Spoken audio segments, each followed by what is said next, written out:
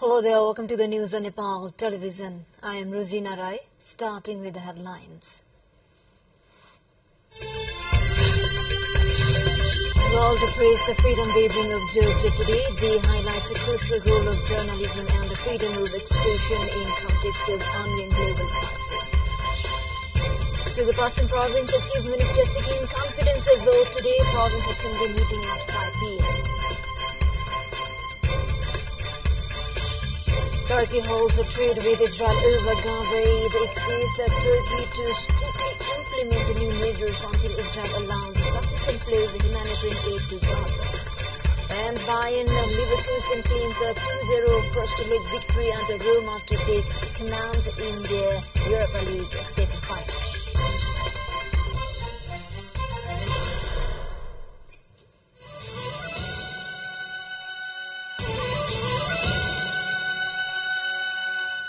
Welcome back. Now we have news in detail.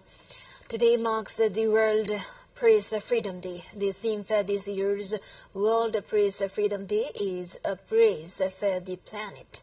Journalism in the face of the environmental crisis.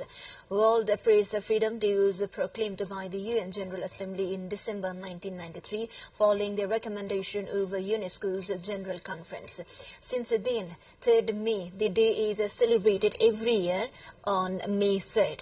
The day is dedicated to emphasizing the crucial role of journalism and freedom of expression in the context of the current global environmental crisis, thereby highlighting the importance of a free and independent press in informing the public, holding decisions maker accountable, and driving meaningful action and pressing environmental issues.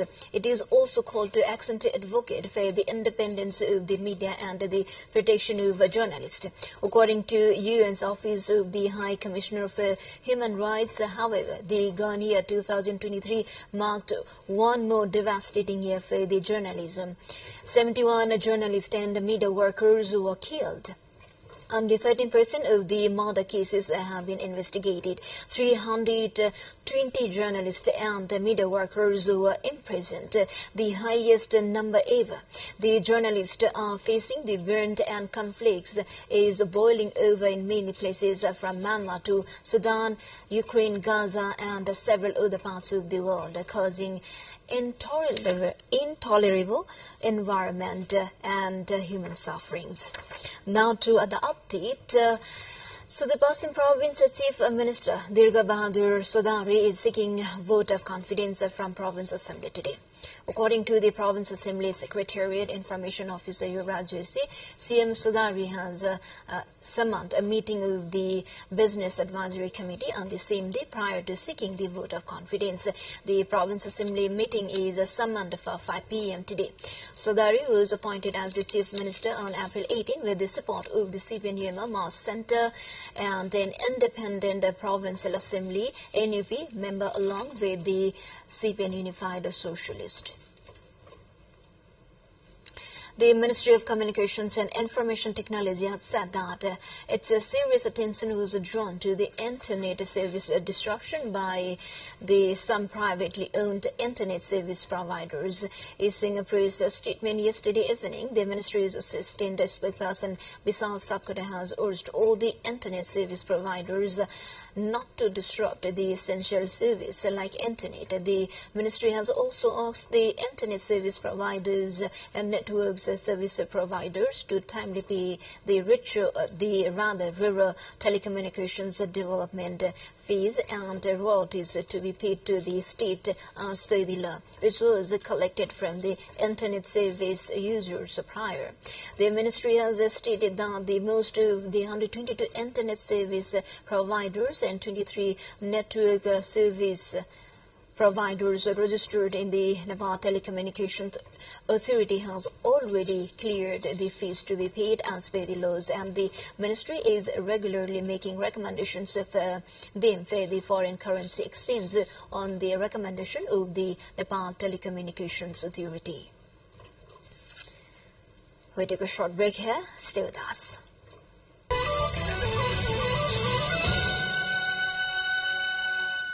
Welcome back. You're watching Nepal Television News. Now we have updates from international front lines.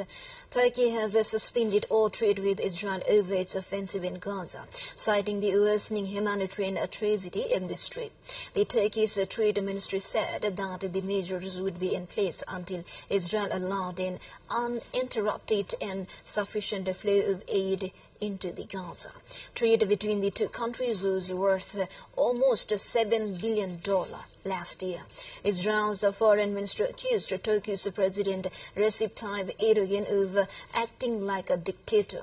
Israel can't said on X that Erdogan was disregarding the interest of the Turkish people and businessmen and ignoring international trade agreements. Now to England vote. Voters went to the polls in England on Thursday, May, and for a host of crowns, local elections are likely to ratchet the pressure on embattled Conservative Prime Minister Rishi Sunak. The polls, a mix of council, mayoral and other local contests, as well as a parliamentary by-election, the list mayor ballot box a test before a general elections likely later this year.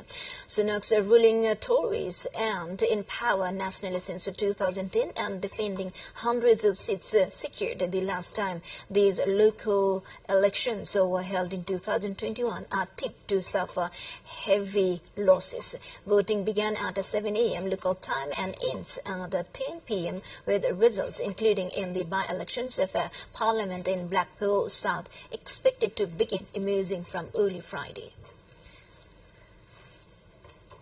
The defense ministers of the U.S., Australia, Japan and the Philippines hold a joint news conference in Honolulu, Hawaii. Responding to journalist questions, U.S. Defense Secretary Lloyd Austin said behavior that led to the injuring of Filipino crew and damaged vessels in the South China Sea and irresponsible and disregards international law. Just a day earlier, Manila summoned a senior Chinese envoy to protest a water cannon incident that damaged two Philippine vessels during patrol in the South China Sea. The gatherings comes as Washington continues to bring regional allies and partners closer together in small groupings to build what it calls collective capacity.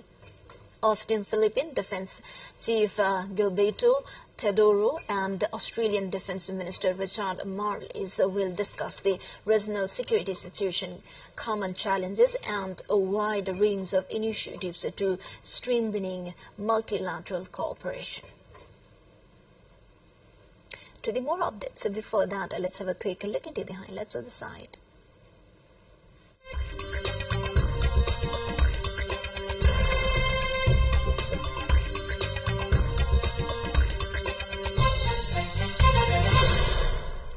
A hydroelectric dam has collapsed in southern Brazil after days of heavy rains that triggered massive flooding, killing more than 30 people.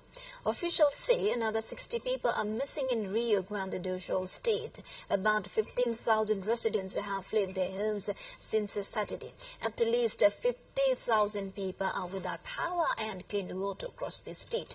The burst dam triggered a 2-meter wave, causing panic and further damage in the already flooded areas. The extreme weather has been caused by rare combination of hotter than average temperatures, high humidity and strong winds.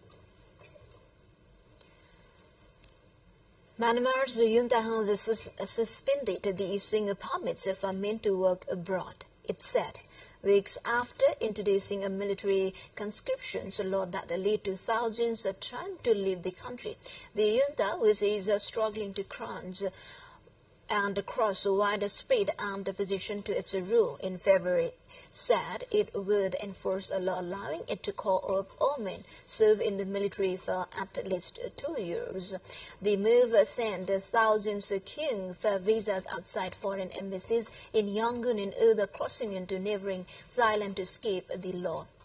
According to media reports, the military service law was authored by a previous junta in 2010 but was never brought into force. It allows the military to summons all men aged 18 to 35 and women aged 18 to 27 to serve for at least 2 years for the country. To the more updates, before that, let's have a quick look into the highlights of the side.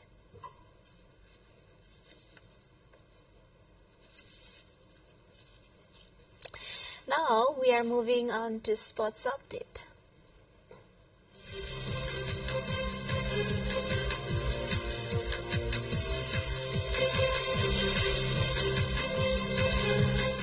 Bayern Leverkusen claimed a 2-0 first leg victory at Roma to take command of the Europa League semi-final.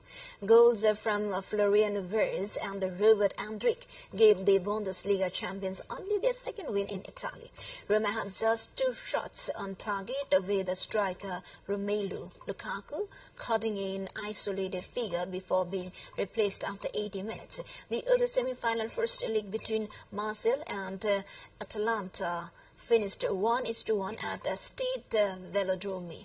Both sides missed further chances, with the tie left in the balance before the second leg in the Bergamo next week.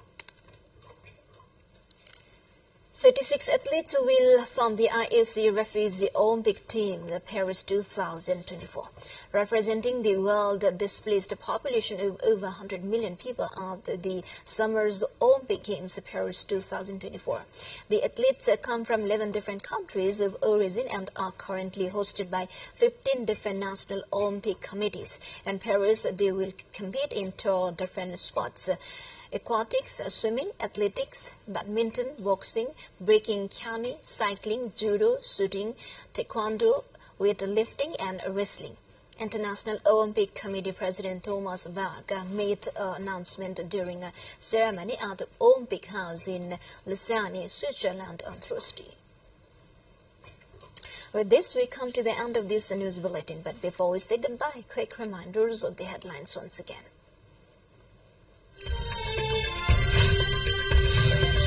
World Press Freedom Day being observed today. Day highlights the crucial role of journalism and freedom of expression in the context of ongoing global crisis. Suripasan Province Chief Minister seeking confidence vote today. Province Assembly meeting at 5 p.m.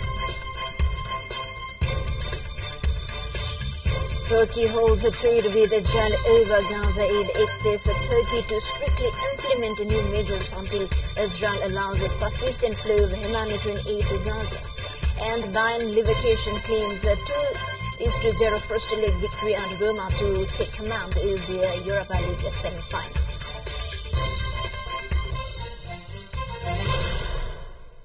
Well, this is all we have for this moment. Until our next bulletin, keep watching Nepal television. Have a good day ahead. Namaste.